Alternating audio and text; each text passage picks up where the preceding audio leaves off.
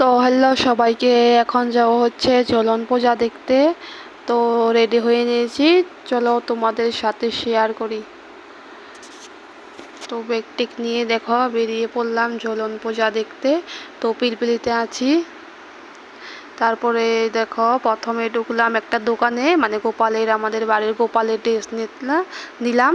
তো গোপালের ড্রেস নিয়ে এখন যাচ্ছি হচ্ছে ঝুলন মন্দিরে। দেখো মন্দিরটা কি সুন্দর সাজানো হয়েছে।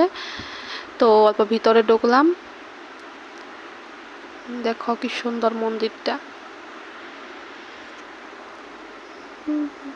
তো ভিতরে অল্প ভিতরে দেখো কি সুন্দর, কত মানুষ, অনেক মানুষ ভিতরে।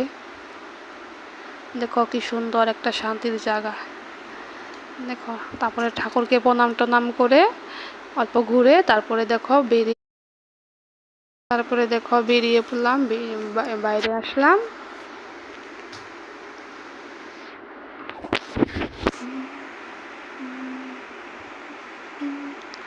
দেখো বাইরে দেখো কি সুন্দর করে সাজানো হয়েছে, রাধাকৃষ্ণ কি সুন্দর করে সাজানো হয়েছে।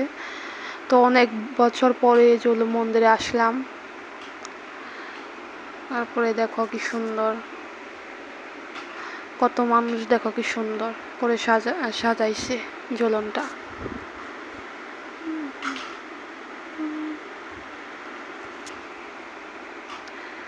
দেখো কি সুন্দর রাধাকৃষ্ণ, দেখো কি সুন্দর। তো অল্প ভিডিও করে নিলাম, ভিডিও করে এখন বাইরে যাচ্ছি। বাইরে দেখো অল্প টাইম ঘুরে তারপরে দেখো এখন বাইরে আসলাম। তো বাইরে আসার পর দেখো এখন রাখির দোকানে আসলাম। তো এখান থেকে 3টা রাখি নিলাম, কালকা রাখি পূর্ণিমা, তো তাই রাখি দিলাম 3টা। রাখিটাকে নিয়ে তো বাড়ি চলে আসলাম। তো বাই বাই, সবাই ভালো থেকো, সুস্থ থেকো।